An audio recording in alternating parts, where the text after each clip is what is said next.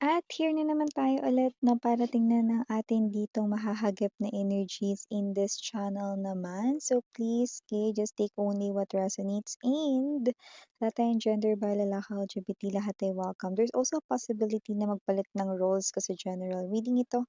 And at the end of the day, everybody, you have your free will with you. Free mo yung gamitin anytime, where? So, timeless tayo puwede nangyari na sa iba nangyayari na sa iba mangyayari pa lang. So, let's go ahead and check this, energies, pero kahit na tayo ay, walang time period, ang kukunin natin more likely ngayon 'no, sa mga oras na ito ay ang present moment energies, okay. So, maraming salamat Archangel Michael, Guardian Angels of Collective. Can we get messages about this?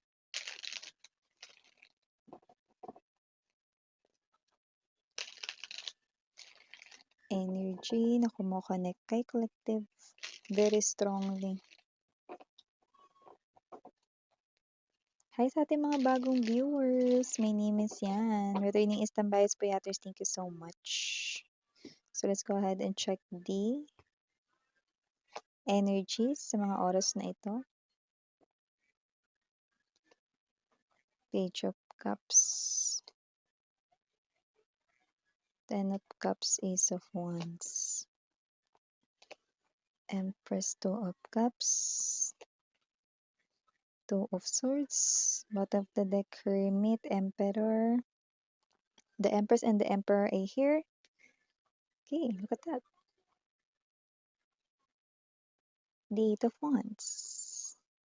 So, parang ikaw naman dito yung naiinis.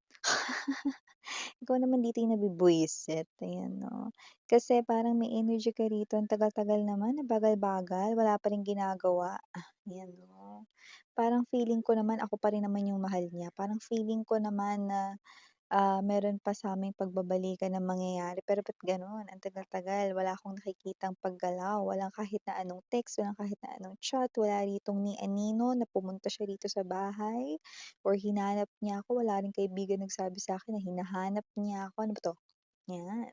So, parang yung energy mo rito 'no, parang naiinis ka na kasi ang bagal-bagal niya, pero parang feeling mo hindi pa kayo tapos, 'yan 'no. Ikaw ba rito ay parang nananaginip lang, nagfa-fantasize, nag-iilusyon gano'n? No, you're not dito 'no, nag-iilusyon lamang 'no.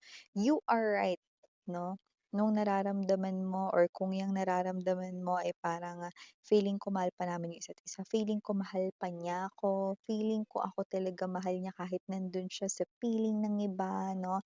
If you have that kind of guts 'no, na parang feeling mo ganun nga yun, then you are not crazy.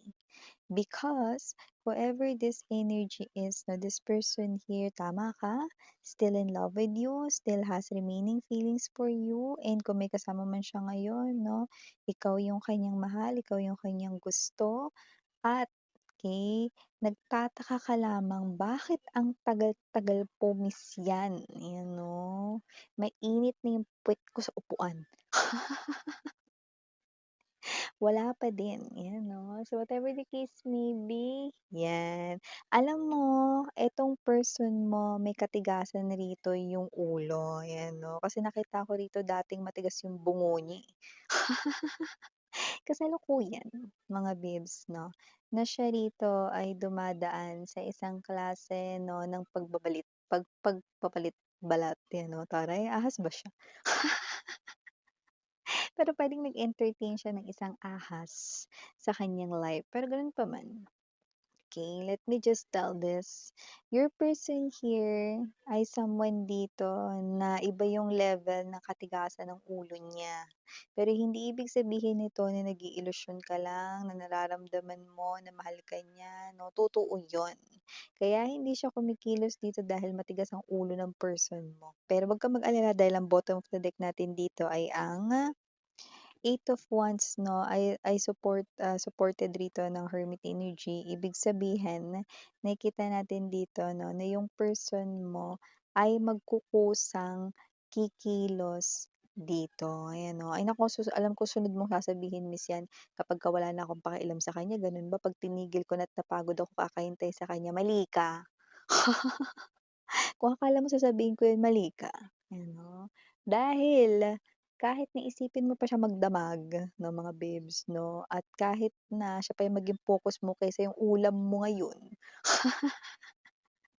okey lang, 'yan 'no.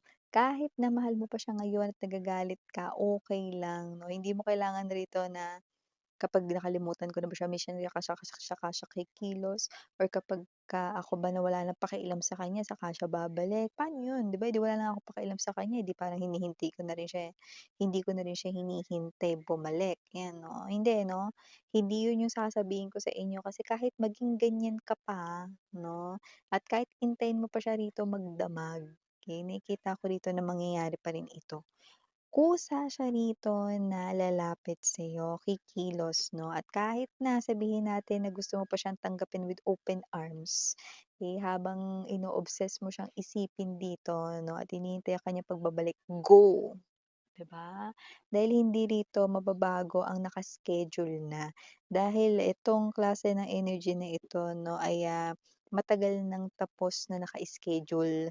So, ibig sabihin hindi ang person mo nag-schedule niyan, si Universe himself 'yan ang nag-schedule niyan. Kaya kahit ano pang maramdaman mo diyan, tumambling ka pa diyan, magtatalon ka sa tuwa o gusto mo magalit ka, yung normal lang na iyong ritong, emosyon, go! Eh, so hindi mo kailangan na rito na, "Naku, miss, matagal pa ako makaka-move on diyan." 'Yan 'no. It's okay 'no, dahil hindi ko naman nakikita na move on ka na sa pagbabalik nitong tao na ito. Dahil nakita ko rito magbabalik siya rito ng kusa habang 'yan pa rin ang same na nararamdaman mo. Oh, sounds promising, right? Pero yun yung nakikita ko dito. Kung papansin mo, dulo-dulo kayo rito, sweetheart 'to. Hindi kayo dikit, hindi kayo tabi, okey? Pero nakita ko dito on your side, the Two of Cups energy or on his side meron ditong nakadikit. Either sino man sa inyo yung dalawa 'no, because these are, divine counterparts 'no. Two of Cups energy is an energy here of someone, okey, na talagang fated ang inyong connection.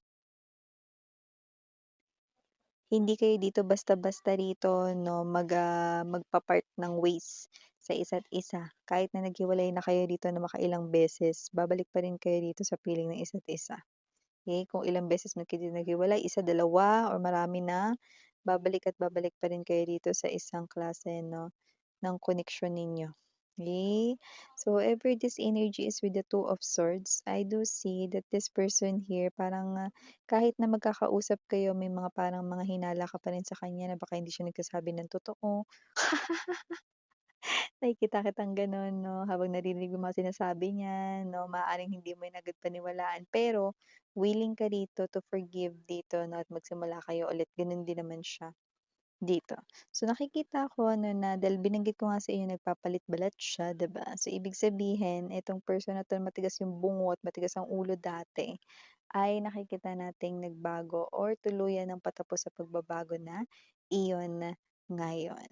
'Yan, at siyempre nakita rin ako dito ng energy that with the Ten of Cups, this person right in here, no, ay now thinking about you and your family, no, nabubuhin in the future. At kung may anak na kayo nitong person na to, no, yung maging buo kayo ulit.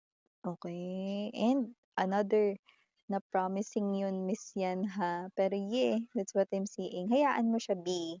Magkukusa ito sa'yo. No? Huwag kang gagawa ng kahit na anong movement, huwag kang gumalaw dyan.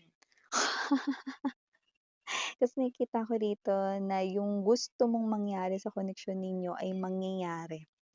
Kahit na obsessively mo pa siyang isipin or, titigan yung picture niya magdamag, okey lang, eh, hindi yun magkakaroon ng friction, hindi magkakaroon ng delay dito dahil, nakita ko dito sapat na yung time na inantay ninyo, okey? Yung block rito ay natatanggal na sa inyong koneksyon 'no, at nakikita natin dito 'no, na kung sino man 'tong person na 'to 'no, na gusto mong muling tanggapin sa buhay mo, nakikita ko rito 'no, na talagang literal na lumuhod ang mga tala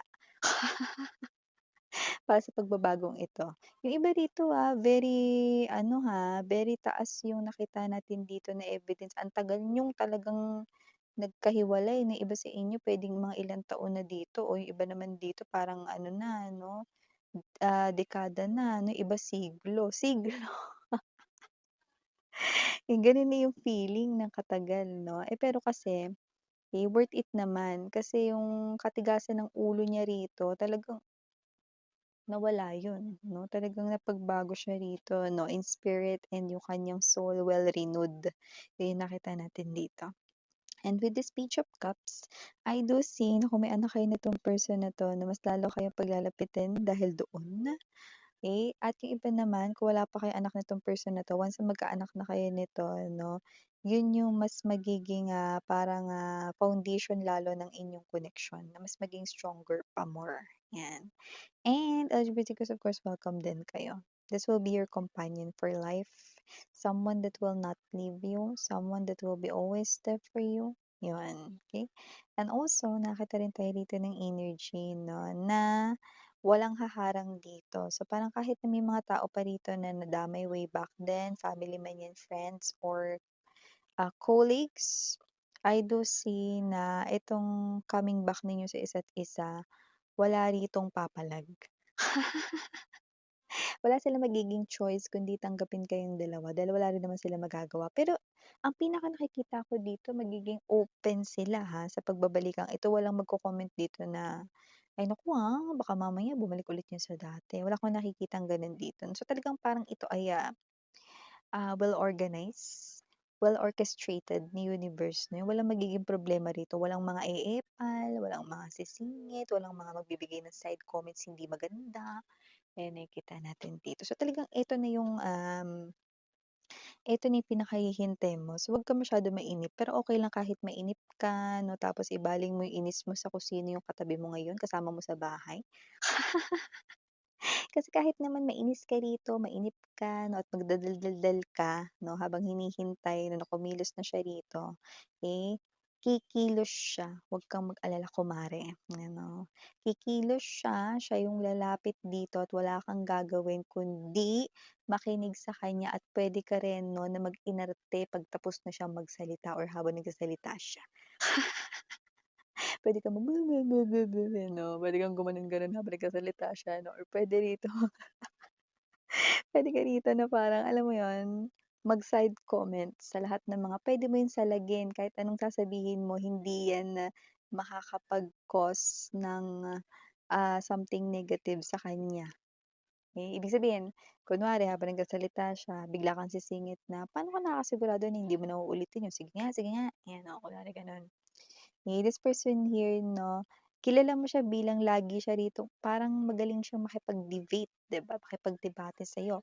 But for some reason 'no, this person here, you will find the difference na ang laki ng pinagbago niya kasi hindi siya rito tataliwas kahit na sumingit-singit ka pa habang nagsasalita siya. And you will see that this man ay may same face, may same rito 'no, na na physical appearance 'no, kagaya ng old past lover mo, pero ibang aura, ibang vibe, ibang energy ang ibubuga niya. Kasi nga sabi ko sa inyo para siyang ahas na nagpalit, balat. 'Yan. Ignitions, we have your capital letter N, capital letter K, capital letter R, capital letter C, capital letter T, capital letter O, capital letter E, capital letter B as in boy, and capital letter H. For small letters, we have I, J, P, A, B as in boy, C, and last but not the least, we have M. So, yeah, ito yung mga mensahe na nakuha ko dito. Here, para sa'yo, babe, please do check out our main channel, The High Priestess, for more collective readings for all signs. And don't hesitate na magtambay here or there. Okay, welcome na welcome kayo, of course. And iwan ko sa inyo itong mga mensahe na ito. Again, I'm Yuriana, Ani for the girls, and Yana, do na for the boys. Sarang, hey, love and light. Ito na. Annyeong.